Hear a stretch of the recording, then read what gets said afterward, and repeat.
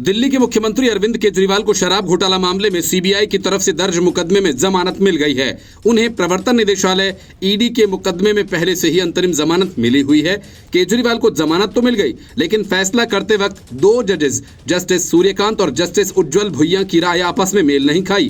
केजरीवाल की गिरफ्तारी वैध है या अवैध, इसे लेकर अरविंद केजरीवाल को दफ्तर में काम करने की इजाजत दी जाए या नहीं तक दोनों जजेस से विचार अलग अलग रहे।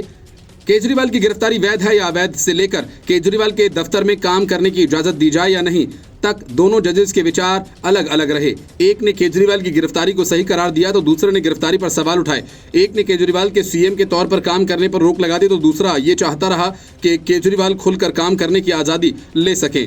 इतने विरोधाभासों के बीच केजरीवाल को जमानत दिया जाना कहीं न कहीं सवाल खड़े करता है। जस्टिस सूर्यकांत ने कहा कि सीबीआई की गिरफ्तारी में कानूनी दृष्टि से कोई खामी नहीं, यानी गिरफ्तारी पूरी तरह से वैध है। वहीं जस्टिस भुइयां ने कहा कि सीबीआई ने सिर्फ और सिर्फ इसलिए केजरीवाल को गिरफ्तार किया था क्योंकि उन्हें केस में जमानत मिलने के बाद जेल से निकलने का मौका नहीं मिला। दरअसल सुप्रीम कोर्ट की इस पीठ के सामने केजरीवाल की तरफ से दो अर्जियों पर फैसला देना था। एक तो ये कि क्या सीबीआई की गिरफ्तारी वैध थी और क्या केजरीवाल को जमानत मिलनी चाहिए। जस्टिस सूर्यकांत ने कहा कि तीन प्रश्न हैं। क्या सीबीआई द्वारा गिरफ्तारी कानून का उल्लंघन हुआ था? क्या अरविंद केजरीवाल को तत्काल रिहा किया जा सकता है? और क्या आरोप पत्र दाखिल करना इस प्रकार का है कि उसे केवल ट्रायल कोर्ट जाना होगा?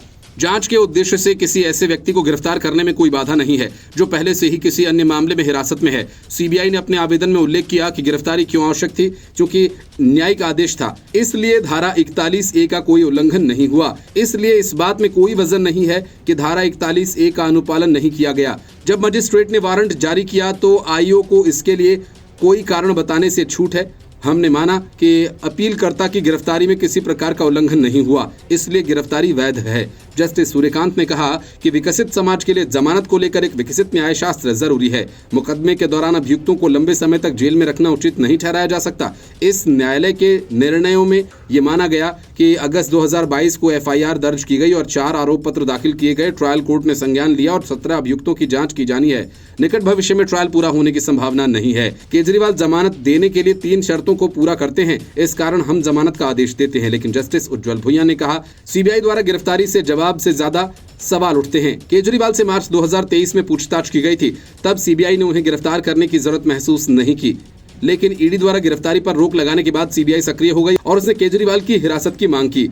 इस तरह 22 महीने से अधिक समय तक गिरफ्तारी की कोई जरूरत नहीं पड़ी। सीबीआई की ऐसी कार्रवाई गिरफ्तारी के समय पर गंभीर सवाल उठाती है और सीबीआई द्वारा की गई ऐसी गिरफ्तारी केवल ईडी मामले में दी गई जमानत को विफल करने के लिए थी।